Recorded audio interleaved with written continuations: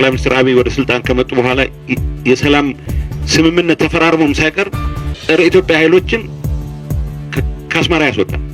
ራሱ የኤርትራ ሀገረ መንግስት ምስረታ ሂደት ራሱ ኢትዮጵያን በማፍረስ ኢትዮጵያን በማዳከም ላይ የተመሰረተ ነው። ለኤርትራውያንም ለኢትዮጵያውያንም ኤርትራ ሀገር መሆኗ የሰጠው አንዳችም ፋይዳ የለም። ህወሓት ኢትዮጵያን በበለጠ በጎዳ ቁጥር ስልጣን ላይ እንደሚቆይ ነው የሚያስበው።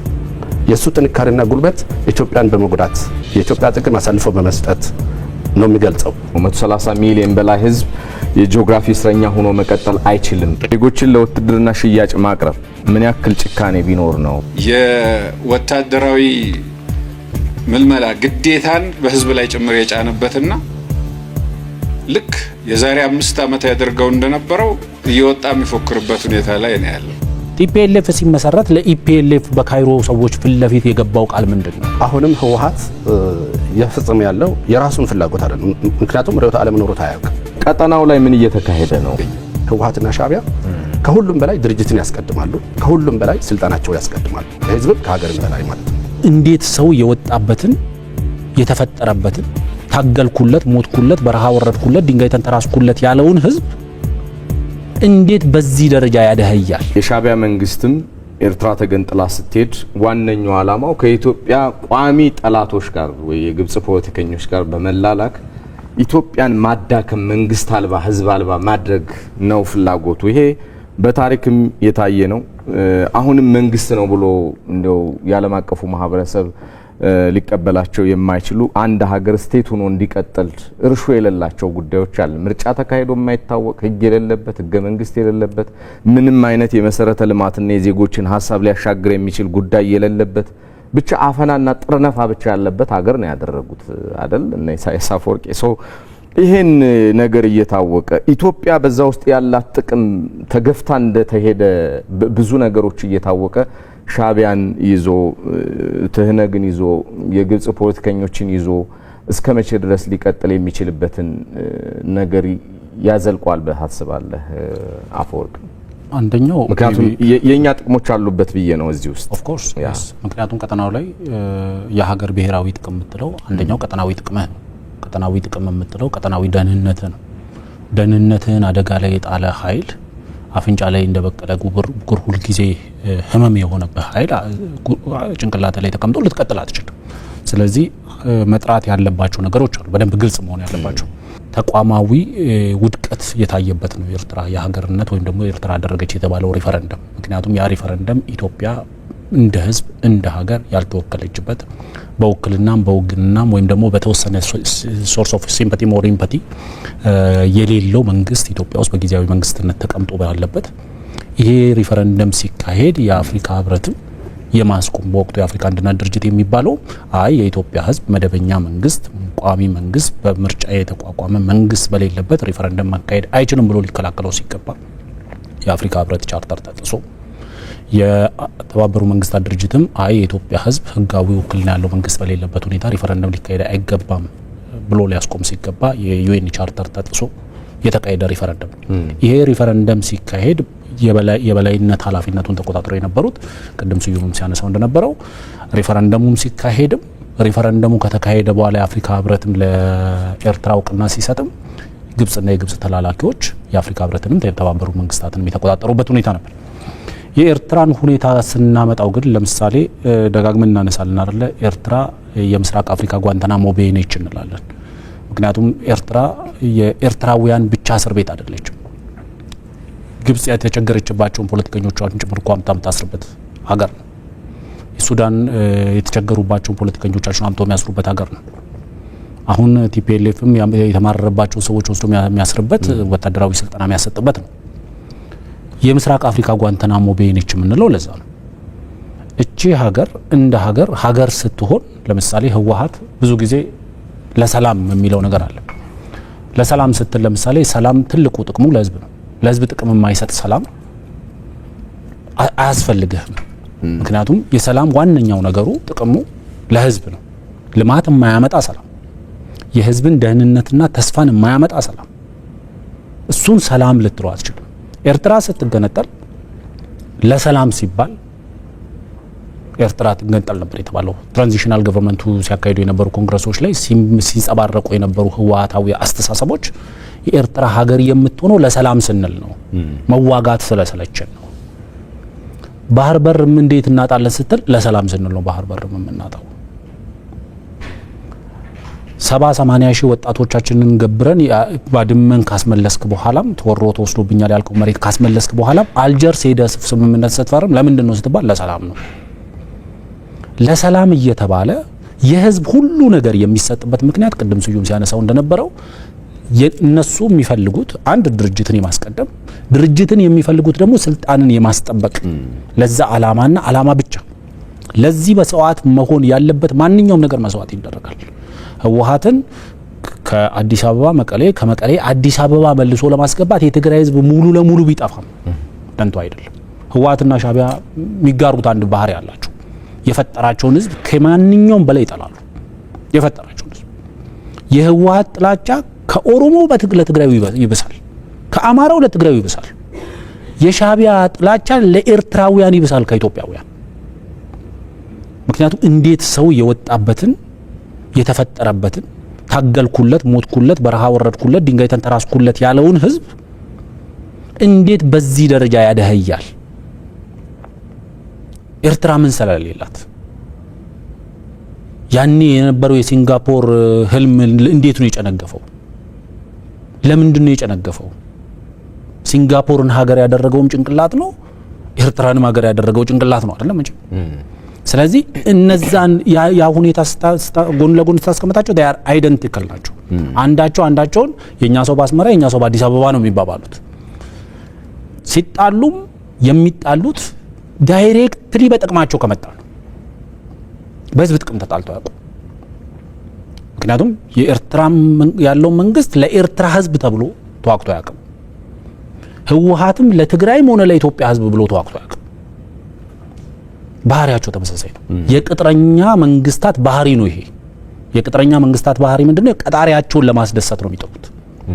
ለዛ ነው ቅድም ስንነሳ ከፈጠራቸው ለቀጠራቸው ይገዛሉ። ቀለሃ ቀለብ ለሚያቀብላቸው ይገዛሉ።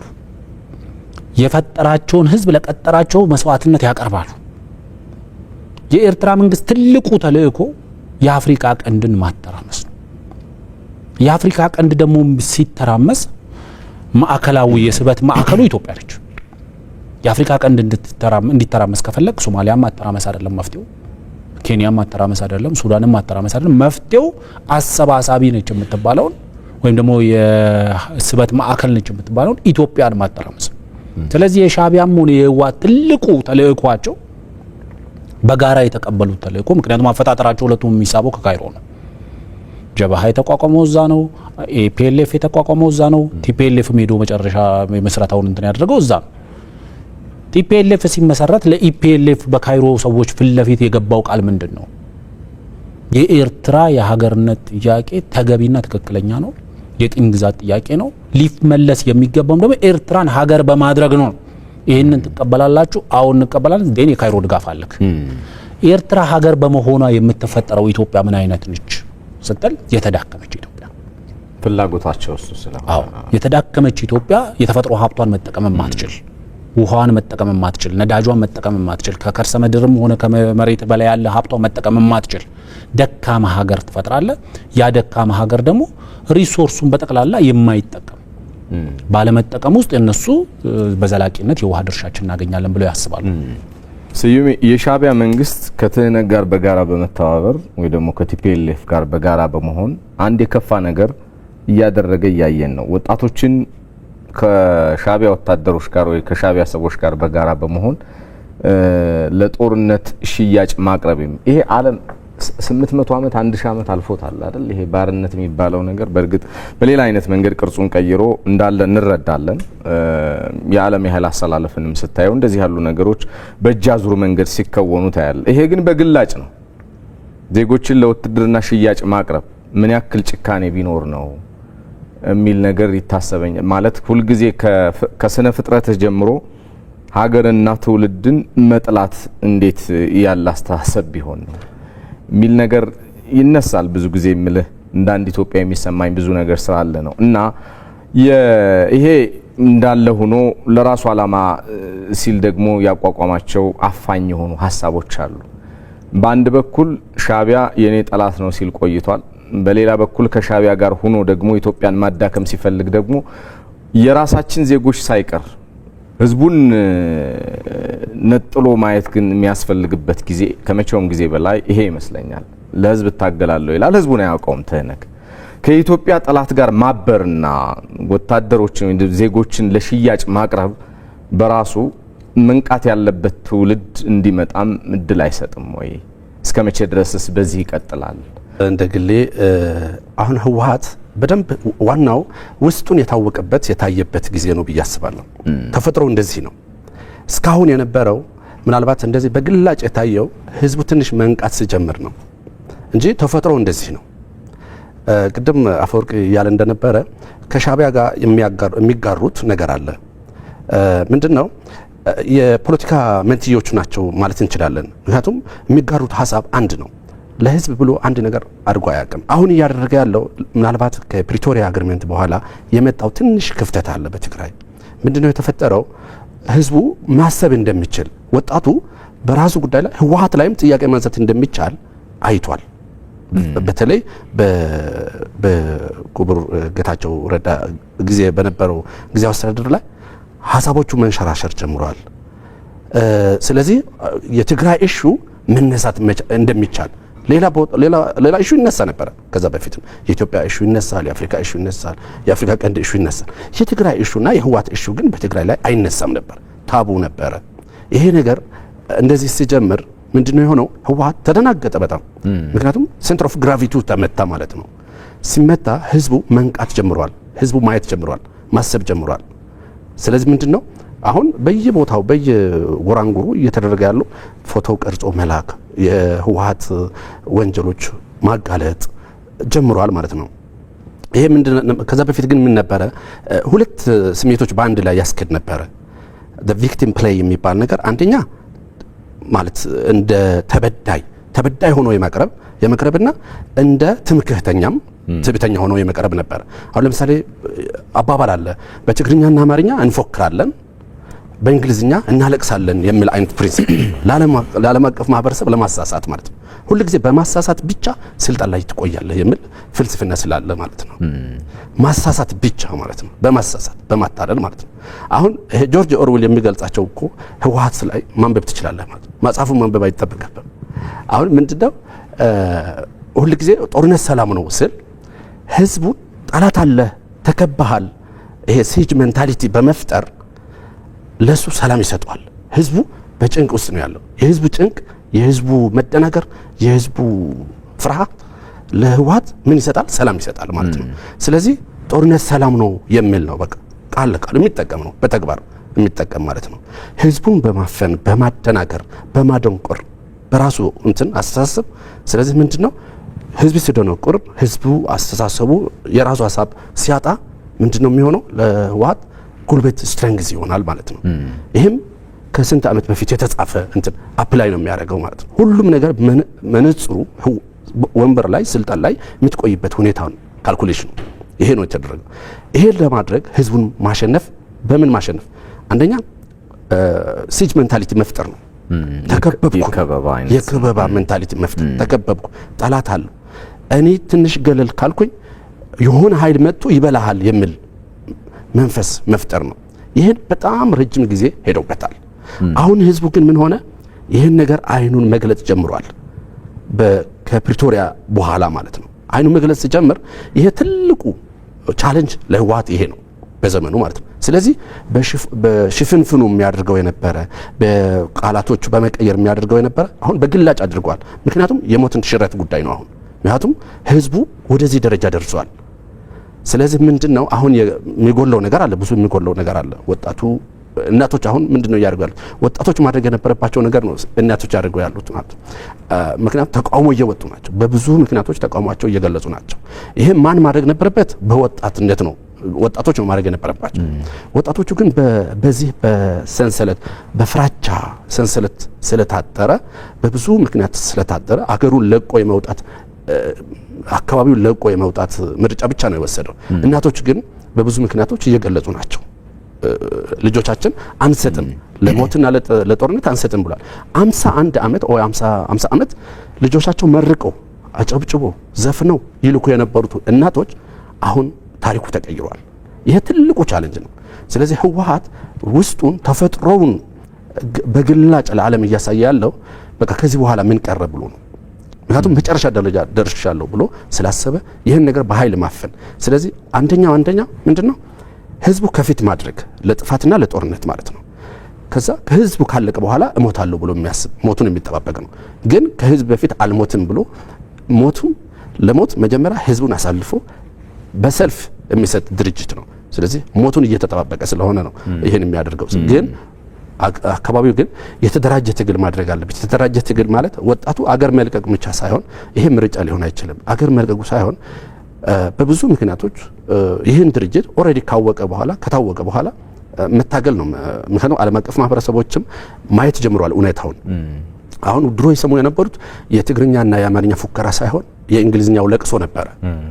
አሁን ግን በሁለቱም አንድ ላይ እያስገደ ስለነበረ ማለት ነው ማለት ትምክህተኛ ሆኖ የምታየው ጽሁፎቹ አማርኛና ትግርኛ ሲሆኑ እንግሊዝኛው ላይ እንደዚህ አይነት ትምክህት የለም፣ ማለቃቀስ ነው። ሁለቱም አንድ ላይ የሚያስገድ ድርጅት ስለሆነ ማለት ነው። ስለዚህ ውጭው ዓለምም እያየ ነው አሁን ሁኔታውን መመልከት ጀምሯል። አሁን የቀረው የውስጥ ያለው ህዝቡን መንቃቱ ጥሩ ሆኖ የነቃው ማህበረሰብ ደግሞ መደራጀት ትግል ግን ማድረግ ይጠይቃል ነው።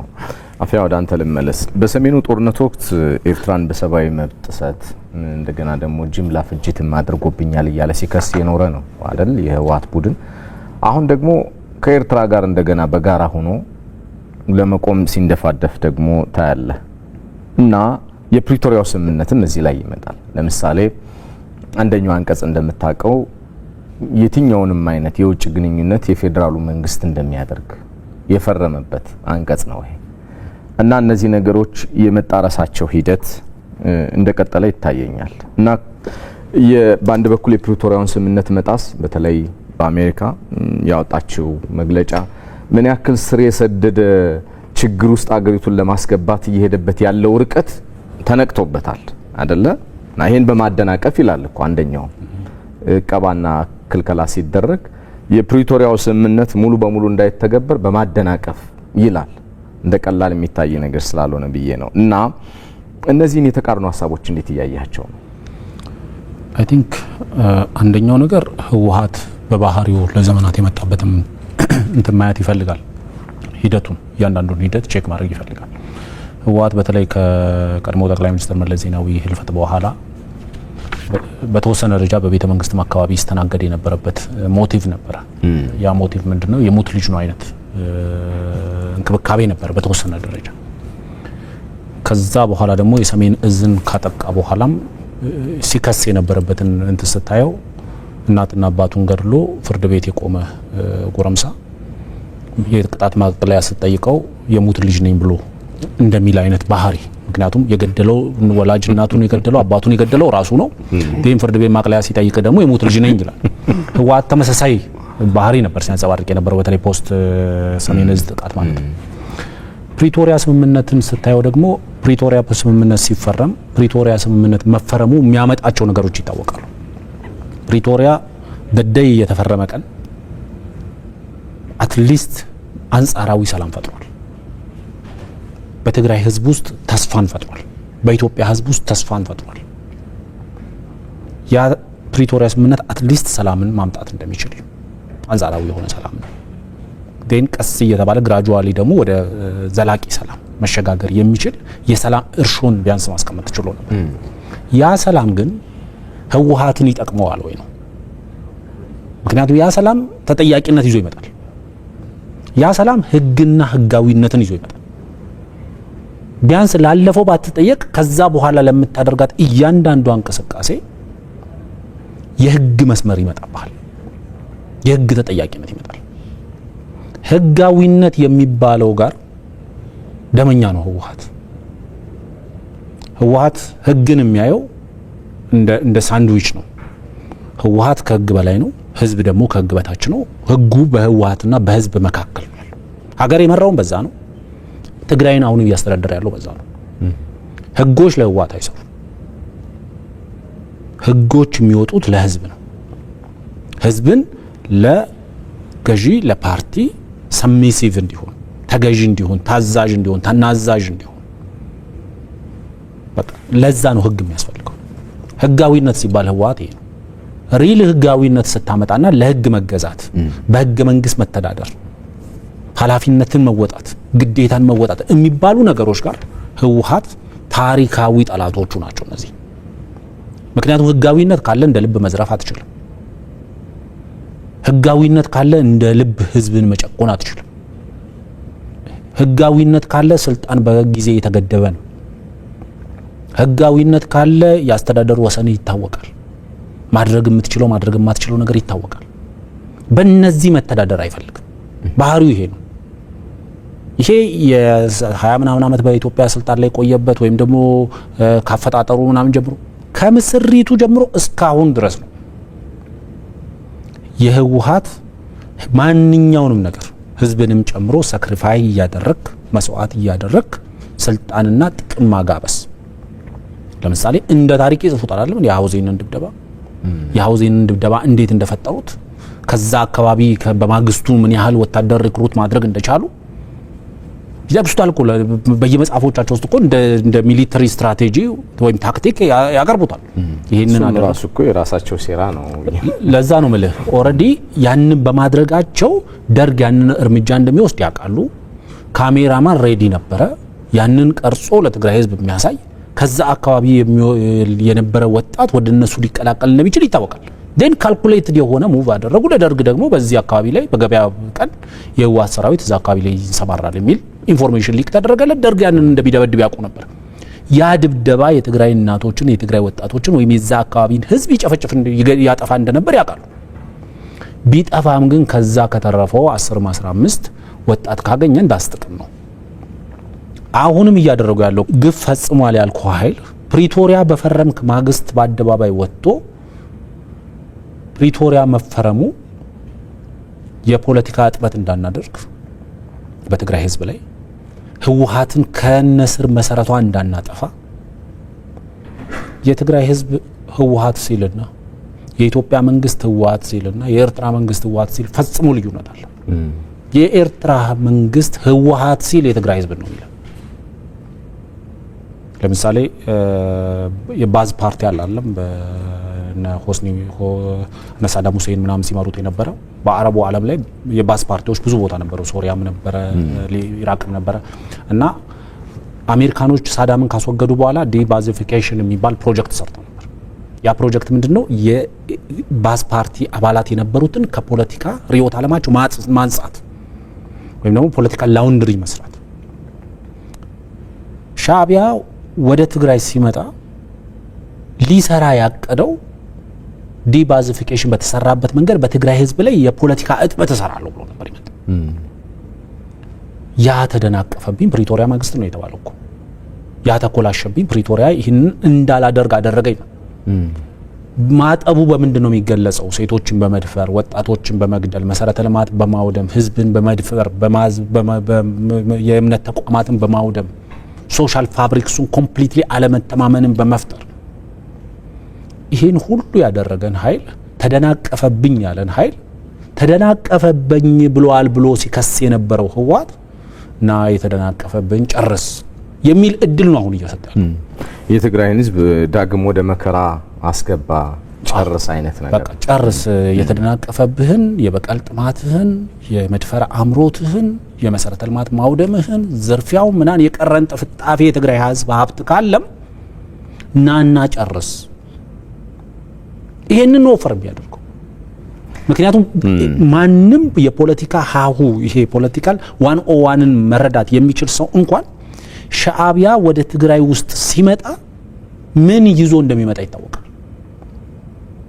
ክቡር አቶ ጌታቸው ረዳ እኮ ይናገራሉ አደጋግሞ ከጦርነቱ ከሰሜን እዝ መመታት ቀድሞ የፌዴራል መንግስቱ በክቡር ጠቅላይ ሚኒስትሩ መልእክተኛ ወደ ትግራይ መጣው የኤርትራ ሰራዊት ወደዚህ ጦርነት ውስጥ ይገባል፣ እናንተ ጦርነት የምትፈጥሩ ከሆነ እኛ ልናስቆመው አንችልም፣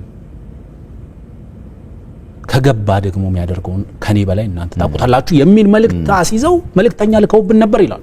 ጦርነት ነውና ምክንያቱም በጦርነት ውስጥ የማይሆኑ ነገሮች ሁሉ ይሆናሉ። የጦርነት ህግ ብዙ ጊዜ የጦርነት ህግ አለ እንላለን። የጦርነት ህግ አልበውነት ነው። ከመሳሪያው አፈሙዝ ጥይቷ ከወጣች በኋላ አፍንጫ ትምታ ግንባር፣ እግር ትምታ እጅ ምናምን ብዙ መምረጥ እድል አይኖርም። ዋናው መሰረታዊ ነገር ወደ ጦርነት አንግባ ነው። ወደ ጦርነት አንግባ በሚለው የጠቅላይ ሚኒስትሩ መልእክት ውስጥ አንደኛው ነገር የተቀመጠው የሻቢያ ኃይል ተስቦ ሊገባ ይችላል። ከገባ ምን እንደሚያደርግ ከኔ በላይ እናንተ ታውቁታላችሁ። ምክንያቱም ከዚህ በፊትም ያደረገው ስለሚታወቅ ሀውዜን ላይ፣ አይደር ላይ፣ ሌላም የትግራይ አካባቢ ላይ ትግራይ በረሃብ በ1960ዎቹ ወይም ደግሞ በ1970ዎቹ ረሃብ ጊዜ እኮ ወደ ትግራይ የእርዳታ እህል እንኳን እንዳይገባ መንገዶችን የዘጋው ሻቢያ ነው። በሱዳን በኩልም እንዳይገባ፣ በጅቡቲ በኩልም እንዳይገባ መንገዶችን የመዝጋት ለምን? የተራበው የትግራይ ህዝብ ነው፣ የሱ የምን ጊዜም ቋሚ ጠላት። ስለዚህ ይሄን ኃይል ስቦ አሁንም የቀረ የቤት ስራህን ጨርስ ብሎ እድልና አጋጣሚ መፍጠር ያክል ነው የሚወስደው። የኤርትራ ኤሊቶች ፈልገው አይደለም፣ በግብጽና በግብጽ ሴራ የተሰራ ስራ ነው ማለት ነው። እዚህ ላይ ማን ተጠቀመ? ኤርትራ አገር በመሆኗ የተጠቀመው ግብጽና ግብጽ ብቻ። ኤርትራኖች አልተጠቀሙም፣ ኢትዮጵያኖችም አልተጠቀሙም። የቀድሞ የኢትዮጵያ መንግስታት የተፋለሙት አገር ጥቅምን አሳልፎ ላለመስጠት ነው። ሌላ ጉዳያቸው ነው። ሌላ ያስተዳደር ሌሎች በደሎች ሊኖራቸው ይችላል። ምናልባት መውደቂያቸው የኃይለ ሥላሴም ብለን ጌታቸው ሲናገር ነበረ ትናንት። ትክክል ነው፣ እኔ የምስማማበት ሀሳብ ነው። ከዛም ቀጥሎ የኃይለ ሥላሴም የደርግም ሁለቱም ብናይ የኤርትራ መገንጠል የኢትዮጵያን ጉዳት ነበረ። ጉዳት ማለት በር ማሳጣት ነበረ። የኢትዮጵያን በር ማሳጣት ደግሞ ኢትዮጵያ ውስጥ ጠንካራ መንግስት እንዳይገነባ፣ እንዳይኖር፣ አገሪቷ እንዳትረጋጋ፣ የቀጠናው ኃይል ሆና እንዳትወጣ የምትፈልገው የግብጽ ሴራ ነው። ሌሎች ይኖራሉ በጀርባ፣ ግን ዋናው የምናየው ከፊት ለፊት የምናየው ግብጽ ናት። ስለዚህ የግብጽ ስጦታ ነው ለኤርትራ ለኢሳያስ ኤርትራ መስርታ ነው የሰጠቻቸው ማለት አስገንጥላ ማለት ነው። ግን ይሄ ኤርትራ መገንጠል ግን ለማንም አልጠቀም ከግብጽ ውጭ።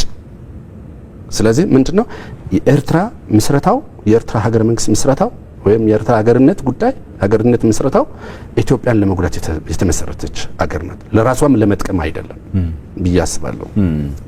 አፍያ ምንድነው የተረዳኸው? አንደኛው ሜቢ መጀመሪያ ስዩሜ ባነሳው ላይ ሪፍሌክት አድርግና አጠር አድርጌ ሀሳቤን እገልጻለሁ። ግብጽስ ተጠቅማለች ወይ ነው ስዩሜ የኔ ጥያቄ።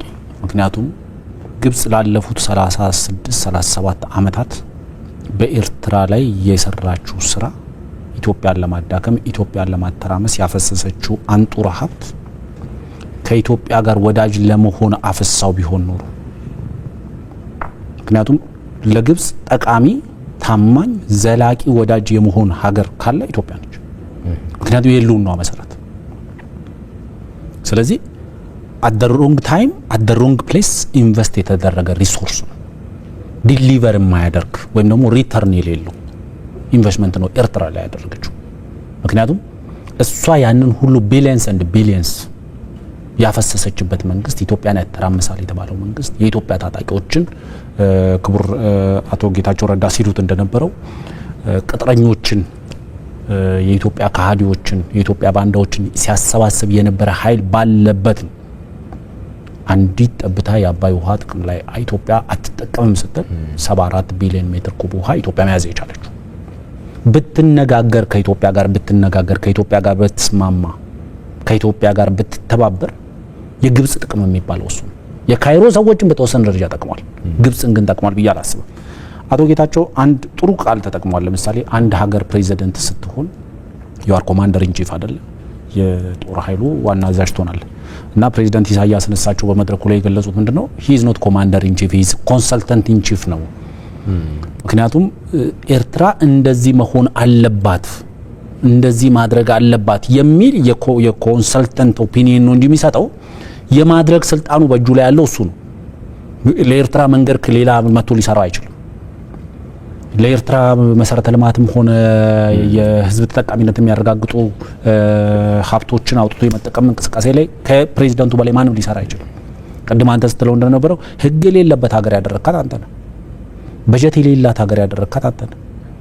አላማ የሌላት ሀገር አላማው ምንድነው መሆን የምትፈልገው? አሁን ማለት በግልጽ መናገር ያስፈልጋል። አላማ ምክንያቱም ሀገር የሚሆንበት አላማ እኮ ያስፈልጋል። ምን ለመሆን?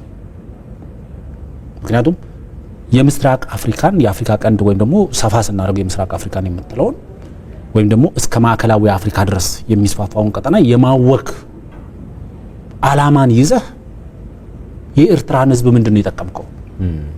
ምክንያቱም አንድ አስታውሳለሁ የዛሬ 5-6 ዓመት ያነበብኩት አንድ ጆርናል ላይ የኤርትራ መንግስት እንደ ገቢ ምንጭ አንደኛው ኦርጋን ኤንድ ብለድ ኤክስፖርት ያደርጋል። ጦርነት ባለባቸው አካባቢዎች የሰዎችን ኦርጋን እና ደም ኤክስፖርት ያደርጋል። እንደዚህ አይነት ሀገር ነው የፈጠርከው። በዓለም ላይ ብዙ ክፉ ሀገራት አሉ፣ በህዝባቸው ላይ ከፉ መንግስታት አሉ። ይሄ የሚያደርገውን ያህል ግን ሲያደርግ አታይም። ስለዚህ ዋናው መሰረታዊው ነገር አቶ ጌታቸው ትልቁ ብቃቱ ይላል፣ ትልቁ ብቃቱ አሽከሮችን የመሰብሰብ አቅሙ ነው ይላሉ። ሁሉን ነገር አሽከር የማድረግ ምክንያቱም አሽከርነትን የለመደ ነው። አሽከርነትን የለመደ ስለሆነ አሽከር ማድረግ ይፈልጋል። አንደኛው ለኔ ከክቡር ጠቅላይ ሚኒስትር አብይ አህመድ መንግስት ጋር ትልቁ ቅያሜውን ግጭት የተፈጠረው ከዚህ በፊት እንደነበሩት መሪዎች እሳቸውንም የኔ ተላላኪ እኔ አሽከር አደርጋለሁ ብሎ አስቦ ነበር። ታወዝ ሂስ ካልኩሌሽን ግን ሊሆን እንደማይችል በተለይ በጦርነቱ አካባቢ ላይ ሊሆን እንደማይችል በግልጽ ገብቶታል። ስለዚህ ዋናው መሰረታዊ ነገር የኤርትራ የሀገርነት ኢትዮጵያን ማዳከም ነው። ኢትዮጵያ ስትዳከም ምክንያቱም ብዙ ሀገራት በቀጠናችን ፈርሰዋል። ብዙ ሀገራት በቀጠናችን እየፈረሱ ነው። ቀጠናው ትርምስምሱ ያልወጣው ቀጠናው በሚፈለገው ልክ ያልተዳከመው ምክንያቱም የስበት ማዕከል የሆነችው ኢትዮጵያ የማረጋጋት ሚናዋ ስለተወጣች ነው። ስለዚህ ኢትዮጵያ እስከተረጋጋች ድረስ የአፍሪካ ቀንድም ሆነ የምስራቅ አፍሪካ ሰላም ነው የሚሆነው፣ ይረጋጋል። ኢትዮጵያ ካልተረጋጋች ግን የምስራቅ አፍሪካ አይረጋጋም። የምስራቅ አፍሪካ ኢንታየርሊ ካልተረጋጋ ደግሞ የውሃ መስመሩን ጠብቆ ዝም ብሎ የሚፈስ ውሃ ነው የሚኖርህ። ግብጽ ጥቅሜ ተጠብቀልኝ የምትለው እሱ ነው። አንድን ሀገር ያለ ማረጋጋት ስትራቴጂን የምትከተል ሀገር ከሆነ የትም አትደርስም። ምክንያቱም የሆነ ቀን መረጋጋቱ አይቀርም። የሆነ ቀን ባንዳውም ከሃዲውም ታጣቂውም ቅጥረኛውም ሁሉም ወደ ቀልቡ መመለሱ አይቀርም። የሆነ ቀን ያ ቀን መቼ ነው ጥያቄ። መቼ ህወሓት ወደ ቀልቡ ይመለሳል? ምክንያቱም የዛሬ 5-6 ዓመት እኮ ወደ ቆላ ተንቤን የወረዱት የህወሓት አመራሮች እኮ የትግራይ ህዝብ ማለት ህወሓት ነው ሲሉ የነበሩ ናቸው። ከቆላ ተንቤን ወጣው ፕሪቶሪያ ደርሰው ሲመለሱ ደግሞ የትግራይ ህዝብና ህወሓት ይለያያል የሚሉ ተፈጥረዋል። ወደ ቀልቡ የተመለሰ የሆነ ግሩፕ አለ። የተቀረው መቼ ቀልብ ይገዛል? መሻለብ ይገዛል። ዛሬ ሸኔኔ ለኦሮሞ ህዝብ ነው የምታገለው ብለ የኦሮሞን ህዝብ እየጨፈጨፈ ያለው የአማራ ህዝብን እያወደመ ያለው ፋኖ የሚባለው ቡድንም ሌላ አካባቢም ያሉ ታጣቂዎች የሆነ ቀን ወደ ቀልባቸው መመለሳቸው አይቀርም። ያ ቀን ይመጣል። ያ ቀን ሲመጣ የማተራመስ ስትራቴጂክ የማይሰራበት ቀን ይመጣል። ስለዚህ ሀገራት እንዲረጋጉ መስራት ይሻላል። ግሩም ነው። ኢትዮጵያ የሚያዋጣት ነገር የውስጥ ችግሯን በውስጥ ፈቶ ጠንካራ